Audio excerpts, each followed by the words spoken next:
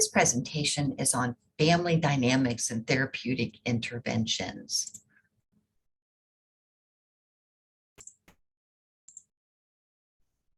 This is the Addams family, one of my favorites. So we're going to talk about some characteristics associated with a healthy family, talk about family structures, family patterns and behaviors. We're going to talk about a couple of different types of family therapies, and we're going to talk about how particular theorists approach family therapy. Hopefully by the end of this, you'll be prepared to construct a genogram, which is something I know that you've had an assignment in your genetics class to do. So this might be helpful. So some of the characteristics of family functioning, we know that healthy families have safety of members is a top priority. We know that families that have access to resources and support systems tend to be stronger, healthier. Families that have underlying issues are able to communicate and build resources even when they're stressed. There can be cultural concerns that can contribute to healthy functioning and sometimes not so healthy functioning. All families have developmental stages, and with those stages, they have different needs. So some of the characteristics of family functioning that we focus on are identifying those patterns of behaviors and interactions. How do people interact with one another? What happens when there's a problem in the family? Who's the disciplinarian? Who's the good cop? Who's the bad cop? How do you usually respond to stressors? Do you live in a loud home or is it a quiet home? How do you all get together as a family? What types of family interactions do you have? What kinds of skills do you have as a parent? So what are the relationships like? Do people get along? Is it flexible in the household? Is it a democratic household? So there's lots of information you can get from families that can give you a clue as to, what their strengths are and where there might be opportunities for treatment or interventions. So there's a lot of different types of family structures. There's the nuclear family, the traditional family. There's maybe single parent families, unmarried, biological, adoptive family, blended, cohabitating, and other. The list goes on. Lots and lots of different types of family structures. So understanding the functions of this system are central to working with individuals because, we don't exist in isolation from one another. All of us come from some type of a system or some type of structured background. So we want to know about, the management. What are the boundaries? Are the boundaries within and between the relationships, are they clear? Are they diffuse or enmeshed? Are they rigid or disengaged? How do people communicate? Where do the various members go for emotional support? Do they socialize with others outside of the family unit? And if so, is it a spiritual connection? Is it, like a sports connection only? So again, lots of questions to ask families in therapy. So some of the major goals of family therapy are to help to improve the skills of the individual members within the family. You want to strengthen the functioning of the family as a whole and recognize that, all families are a unique system and that any change within that system with one person is going to alter the family dynamics or the flow of that system. So you want to explore the level of cohesiveness, how connected are these people? And you can see that when you're talking to the whole family. You know, is there a lot of people like talking over top of each other?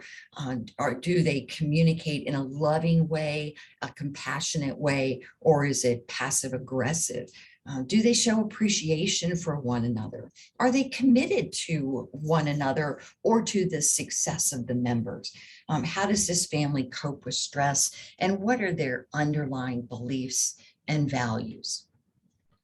So often what we see that's in family therapy is that there's an identified patient, and the family will kind of circle the wagons and say, you know, if you just fix this spoke in the broken wheel, then everything will go well. And that's usually not the case. There's rarely just one individual. I will say there are individuals who are frequently scapegoated within families, but by and large, it's usually the whole system that's got some issues and not just one person. There's a lot of triangulation that occurs within families, and identifying where those triangles are is an important role we can have. But when I say triangles, I mean that you have essentially maybe two people and they are aligned against the third person. And sometimes triangulation can occur between, you know, doesn't have just be three people, but it can be within the system where somebody is targeted and there's an alliance. So often we can see children who are able to easily manipulate the parents because they've been essentially able to divide and conquer. So they'll go to one parent and align with them. And if there's not a real healthy relationship between the parents, then the child can easily step in and divide and conquer, so to speak. So identifying triangles is important. Some of the paradigms of family therapy include insight-oriented family therapy, and this is exactly what it says. It's helping folks to develop an increased awareness of what others are, you know, what their motivations are, how they're feeling, you know, like communicating in ways like, instead of saying things like, you make me angry, saying, I feel angry when you say, I never help out in the house, you know, something to that effect. If people feel heard, then they are going to be more likely to listen when you speak. So again, this is building awareness is accomplished through allowing people to speak, to feel heard, to be validated. And, you know, sometimes the focus can be just on changing behaviors, like in family behavioral therapy. The focus is changing the behaviors because we know we change the behaviors, then that can influence how the whole family interacts. So sometimes, like in families where there's a substance abuse problem and there's just one person in the family who is experiencing substance abuse, maybe alcoholism, and the whole family is focused on that person's needs. And you can see how that's going to impact the functioning of the whole family, especially if there's been consequences like job loss and financial strain as a result of that person's alcohol use behaviors. So if you work on changing some of those behaviors, then other family members will be influenced. So, and often there's a lot of different behaviors amongst a lot of family members. So identifying these types of dynamics can help you to know what direction to go to as far as treatment plans or interventions. So contextual therapy focuses on problematic relationships, just what's going on in the relationship, helping people to recognize that, maybe you're in a really toxic relationship, helping them to recognize how they might be contributing to a problem. Codependency, I think, is an excellent example of that. People, they're just upset about the person in the family who drinks alcohol all day long and is falling down drunk, yet that's, the spouse is going out and buying alcohol for that person. So that's just one example. Helping people to recognize how they might be enabling particular behaviors. So family of origin therapy, I think we all recognize how we sometimes reach back and bring our past experiences into our current reality, even though that, we're out of our family of origin, but we still act as if we're in that same situation. So experiential and existential therapy, this is a way of guiding a family toward identifying and developing really their own solutions to dysfunctional behavior patterns. So you can work with the family to help them to gain insight into the problem, and then, just facilitate their own construction of the solution. Sounds easier than it is. Structural therapy. This is a type of therapy where you help to improve relationships by kind of restructuring the family hierarchy and boundaries. And it's another way of helping us to see patterns, patterns like, maybe a father who is very domineering and always making all the decisions. Well, maybe those decisions could be shifted to someone else, or helping people to delegate.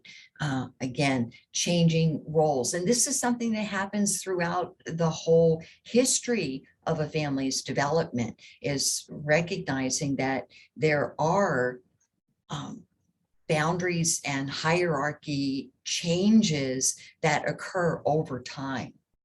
Strategic therapy uses methods that help to realign that family hierarchy through the use of sometimes rituals, which can change some repetitive and maladaptive patterns. Again, this is all about kind of, changing roles. And, when we're able to move in and out of particular roles, then we're going to have a family that functions better, and families that won't be like torn apart when one family member is not able to perform a certain task. I think excellent examples of that are, households maybe that, back in 50s or so, where women didn't drive cars or manage the finances or whatever, and someone was, maybe the husband was always in charge of these things, and then the husband dies and the wife is left without knowing how to drive or manage the finances, because that was always done for them. So again, helping us to recognize that it's through developing like our independent living skills and being flexible enough to move in and out of various roles within the family. That's important for helping to eliminate problems like resentment for someone doing more than the rest or whatever. Cognitive behavioral therapy, there it is again. This is focusing on what are the typical thought patterns that go on in the family and that lead to negative behaviors. Remember, in this little solar system of a family, you do have common thought patterns, and there's a tendency to, get stuck in patterns of behavior based on set beliefs, and, again, working to identify those negative thoughts and how they contribute to behaviors is important for change.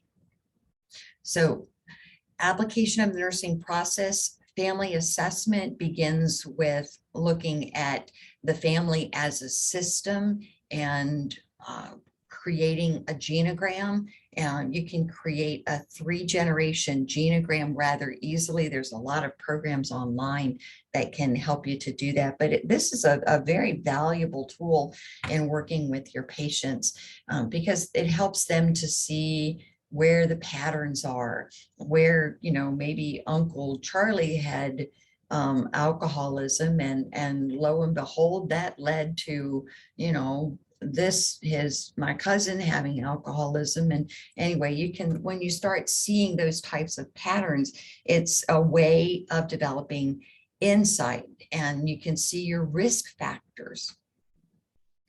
So some of our family-related diagnosis you can see in your text.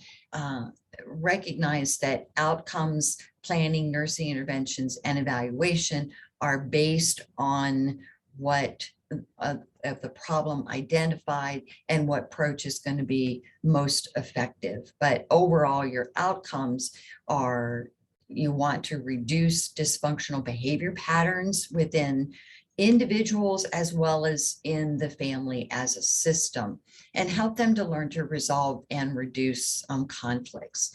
You want to work with them to mobilize their resources.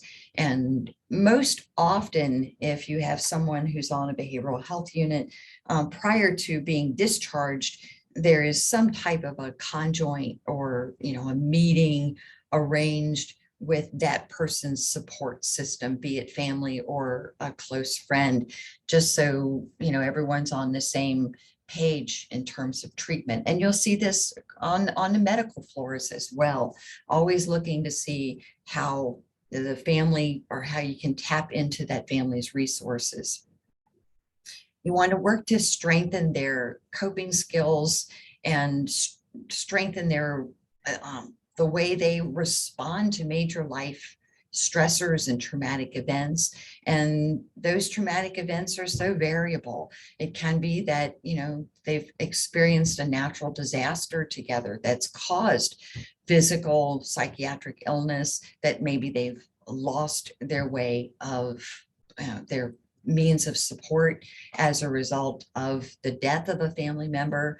So there's a whole host of stressors that people experience in family systems that demand adjustments. So you want to help them to make those adjustments, to develop strong coping skills, and then to be able to integrate that within the system in order to achieve a good functional outcome. So it's very important to approach families with a non-judgmental manner and promote open and flexible communication. Always set clear boundaries when you're talking with groups of people, groups of family members, and, you know, remind them or facilitate discussions so that each person is heard and no one is talking over another person. Make sure that the intent is to be respectful and to promote the mental health of the family, that everyone's on the same sheet of music when it comes to treatment and adhering to the treatment and providing with the education they need to stay treatment adherent is really important. So advanced practice nurses might do family therapy practices or work with families. There might be an identified patient or person within that family that might benefit from pharmacological interventions. Certainly you can make recommendations, and we can sometimes, you know, definitely family therapy is a must for persons who are within family units that have severe mental illnesses that can be very taxing for the family structure as a whole. So in summary, We can help families to develop healthy relationships. That's really the key. Help them to learn how to communicate effectively. Family structure and family dynamics, they influence all aspects of an individual's mental health. A well-constructed genogram, you guys can do this. It's that's very helpful tool for working with families to help them develop insight into patterns of behavior. Treatment interventions are basically aimed at strengthening family bonds and building resilience. Thank you very much.